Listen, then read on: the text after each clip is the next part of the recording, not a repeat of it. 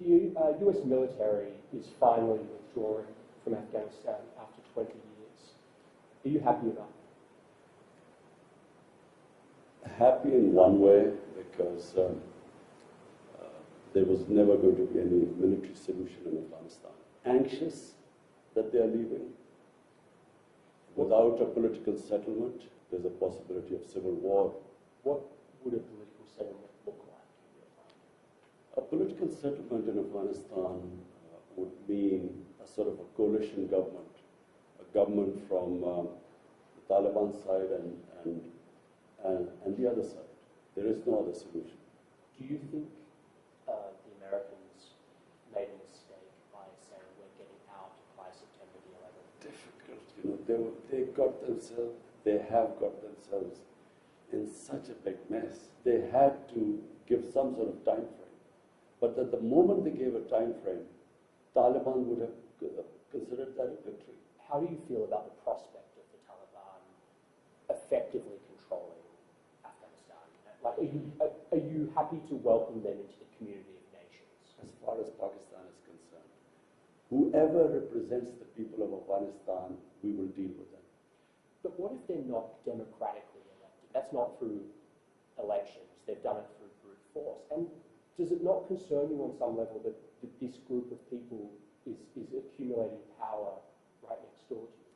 Look, I'm not a spokesman for Taliban. For me to say, what they're doing or what they shouldn't be doing is pointless right now. In case Taliban go for an all-out victory, there is going to be incredible amount of bloodshed. And let me tell you, the country that is going to suffer the most after Afghanistan is going to be Pakistan. Will you allow the American government to have CIA here in Afghanistan to conduct cross-border counter-terrorism missions against Al-Qaeda, ISIS, or the Taliban? Absolutely not.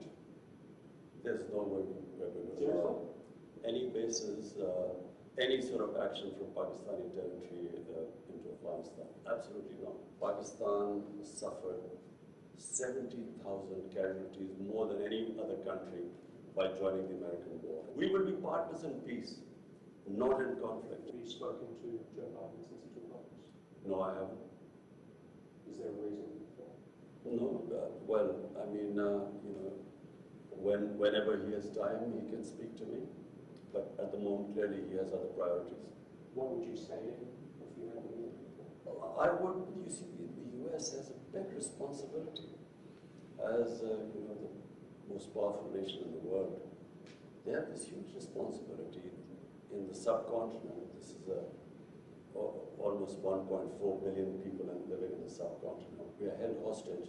One dispute in Kashmir, a disputed territory, according to the United Nations Security Council resolutions, there should have been a plebiscite for the people of Kashmir to decide about their own future. That has never taken place. It's frustrating. Over 100,000 Kashmiris have died in this freedom struggle. And it can easily, if the Americans have the resolve, the will, this can be sorted out. Let's talk about a relationship that many people are concerned about. How are your current relations with Indian Prime Minister Narendra Modi? When I became the Prime Minister, I reached out to him immediately. I said, you come one step towards us, we'll come two towards you. Television, I said this. And I said that, my main concern, my main reason for coming into politics was to eradicate poverty in Pakistan, make it a welfare state. This is why I came, and secondly, rule of law. These were my two slogans, make Pakistan a welfare state, rule of law in Pakistan. And you can only, the best way to eradicate poverty, not just in Pakistan, in India as well, is to trade with each other. India is a huge market. Pakistan is a market of 220 million people. But it's a door to Central Asia and to the energy corridor, which India is energy short. So we would mutually benefit each other. So I reached out. But I realized that there's, I was up against an ideology. You see, Narendra Modi is RSS. RSS is the party which was formed in the 20s, which idealized the Nazis. You can even Google it. The founding fathers looked up to Hitler and the Nazis and racial purity and all that sort of that ideology. And so we came up, my government came up against this brick wall. We couldn't go through and we couldn't understand in the beginning. And then it gradually came out when the steps they took in Kashmir. Unilaterally, they took away Kashmir statehood in 2019, August 5th, 2019. And so since then, we have there's a freeze on our relationship. We cannot start talks until they go back, they take back the steps they took on 5th August 2019 when they unilaterally took away the statehood of Kashmir. I want to ask you about something you talked about on live television. It was a very serious and painful issue. You were asked about the epidemic of sexual violence and rape in Pakistan. And you acknowledged the seriousness of the problem, and you talked about Pakistan's strict laws. You were also quoted as saying that the practice of women wearing veils, quote, is to stop temptation. Not every man has willpower, you said. If you keep increasing vulgarity, it will have consequences. This created, as you know, a bit of an uproar, and you were accused of rape victim blaming. How do you respond to that? It is such nonsense. What was I saying? I said that the fastest crime, when I first came into power, I asked the heads of police, what is, the crime figures. The crime that was rising the fastest was sex crime. Sex crime was not just rape, it was child abuse. Child abuse was really what really shocked me. And the disturbing thing was that barely 1% got reported. The families of the victims, whether they were girls or whether they were children who were being abused, were so embarrassed that they would not report it. So therefore, what I was saying was that law enforcement can then basically only deal with less than 1%. The rest the society has to deal with. And the society through awareness. And I never said veils, this was never said. I said the concept of parda. Concept of parda is avoid temptation in the society. So, and I went further. We don't have discos here, we don't have nightclubs. You don't have any, like in Western societies, you don't have any places where boy meets girl. So it is a completely different society, way of life here. So if you raise temptation in the society to the point, and all these young guys have nowhere to go, it has consequences in the society which were reflected in the crime chart. So one, you fight sex crime through law enforcement, but because the majority, and majority means 99% of sex crimes are not reported, and this is according to the police officers. So therefore, the society, public, schools, awareness, teachers, media, everyone must join in because that's how we will sort of raise awareness against sex crimes. So the concept of, I used clearly, I know exactly what I said. I said the concept of parda. Parda is not just, it's to reduce temptation in the society. So this is what I'm trying to get, is the clarity, and I'm glad that you can explain this. What are the forms of temptation that need to be curtailed to stop the rise of rape? For one, and remember, rape is less... Okay, sexual violence. What are the forms of temptation? So child abuse is much more than rape. Okay. So, these were the shocking things. So, for instance, one thing we also discovered, because then we did a bit of research, on mobile phones. Right. Children have mobile phones. Material available on mobile phones. Children have never been, they've never seen such material in human history. It's never happened. Children have never had this exposure before. So when I said the whole society has to fight, starting from, you know, how do we deal with this? And by the way, we are now trying to find out how to control content on the social media. So that's one, but at the moment it's free for all. And then, you know, television plays, they should be educating people, you know, about the sort of things that children are exposed to. And so when you mean the society, you mean all the various ways, starting from schools, everywhere. The society must fight sex crimes. You also mentioned in that interview Bollywood and Hollywood. Do you believe that Bollywood and Hollywood films have contributed to this rise in sexual violence? Absolutely. When I, you know, I can only compare when I went to England as an 18-year-old. You know, there were adults-only films. The content on films was completely different. And then we saw it changing throughout.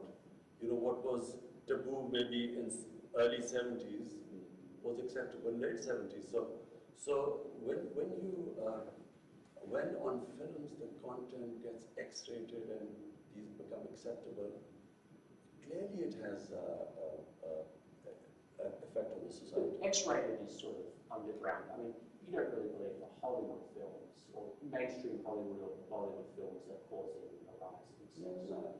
You see, and what kind of films? Let me tell you, Hollywood, the way it works in the subcontinent, from Hollywood it goes to Bollywood, which is in India, which has completely changed again.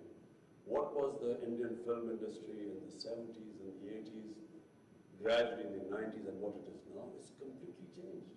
So the content is completely different. And it has an impact on the society. If anyone is telling me that this does not have an impact, you can just read, you can just see the divorce rates, you can see the sex crime. It has an effect both in India and Pakistan. So we then take the content from India, how the films take it. And so basically what I was saying was that there must be an alternative. You must show an alternative, our own way of life. There is another way of life. Because modernity is not just permissiveness. It's not modernity. You know, if we are thinking that, you know, if you just have more and more permissive content on television or on films, this is modern. It's not modern. Again, like, I watch a lot of Hollywood films. I don't see anything that would inspire me to commit acts of sexual But Jonathan, you live in a Western society. I know. You know, so you've grown up there. I'm talking about the impact it has on our society. We have seen the change here. You know, there's a massive change taking place. And every society must analyze itself. They must work on what are the impact it is having on different segments, and then take steps. Do you think that what women wear has any effect? That that's part of this temptation? Well, you know, if a woman is wearing very few clothes, it will have an impact on the men, unless they're robots. I mean, it's common sense.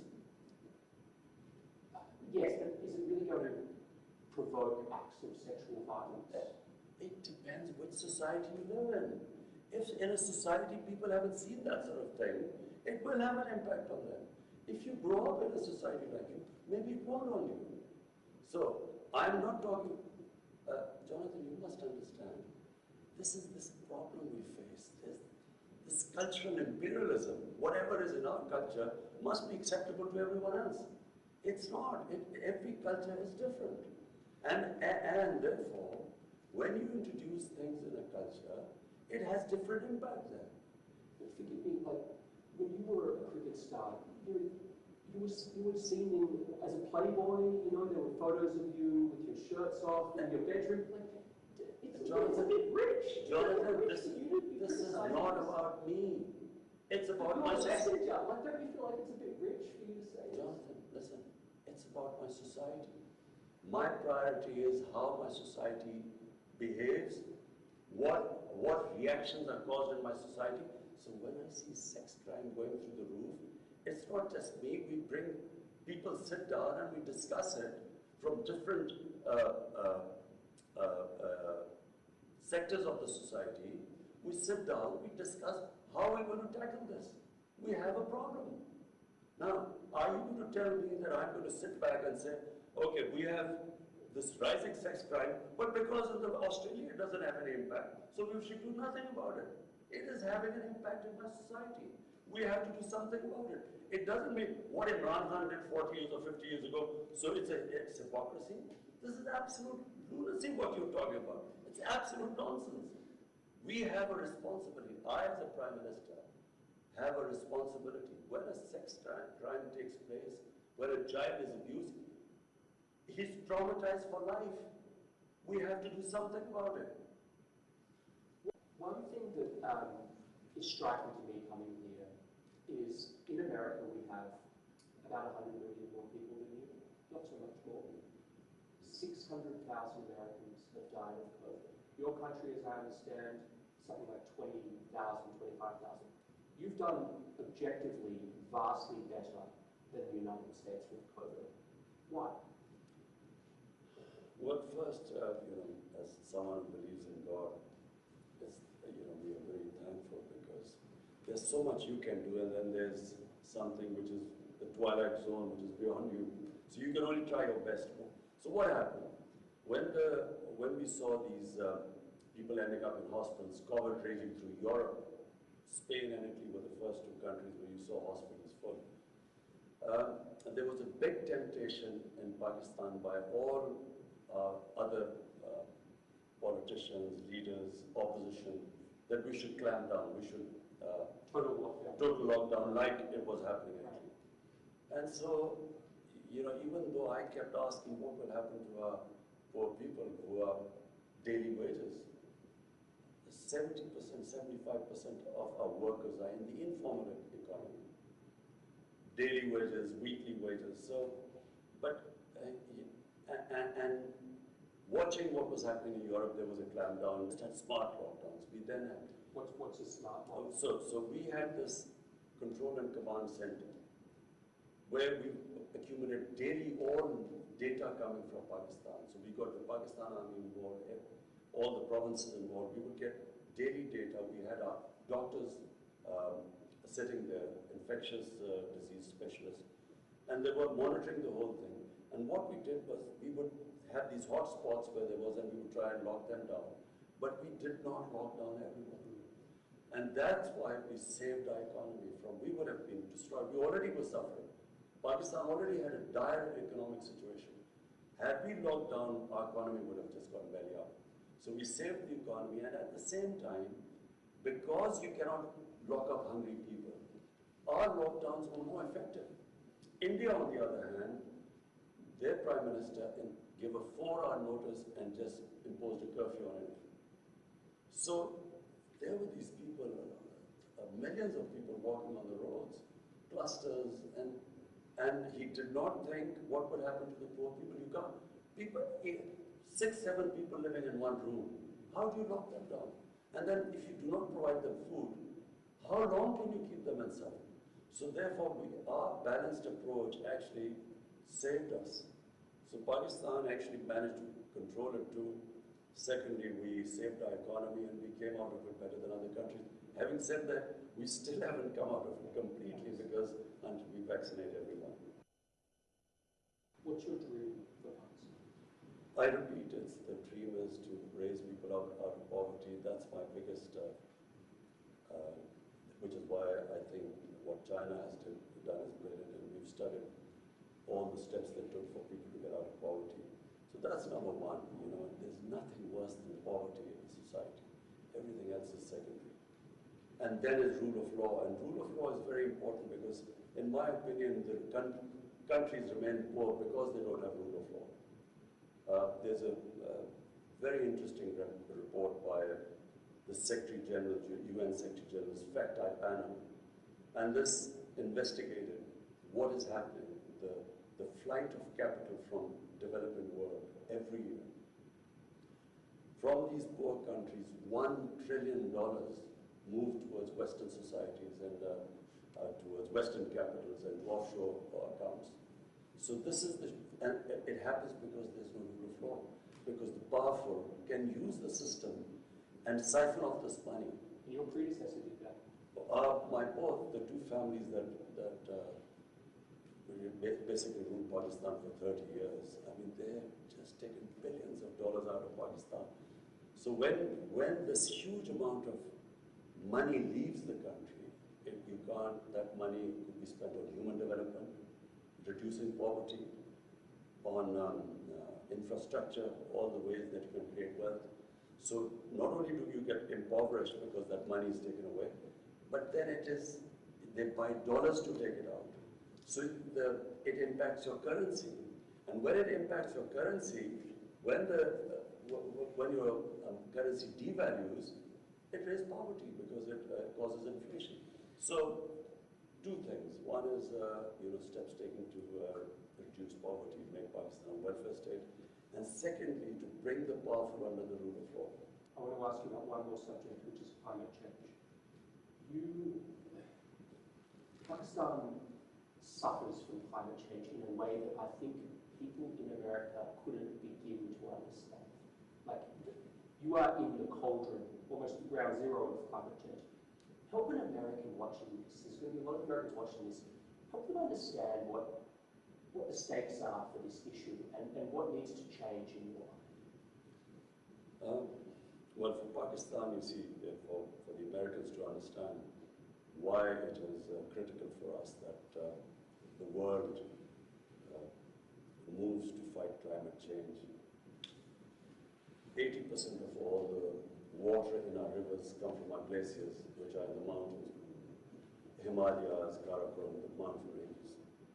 And if the temperature keeps rising at the rate it is, our glaciers are melting. I was talking to the president of Tajikistan, which is on the other side of the mountains. They said that 1,000 glaciers have melted in their mountains, which bring water to their rivers. So if these glaciers are melting at a fast rate and this temperature keeps rising, then we are facing hundreds of millions of people are going to face starvation. So not just Pakistan, I mean India will face the same thing because their Ganges plain is again hundreds of millions of people and they depend on the water from the Himalayas too. So this is the big problem. But Pakistan's contribution to climate, global warming is minuscule. Our emissions are less than 1%. 1 billion from 2013 to 18. Now we planted already another billion, and now we're going for 9 billion more. So the idea is that we should do our best to fight climate change.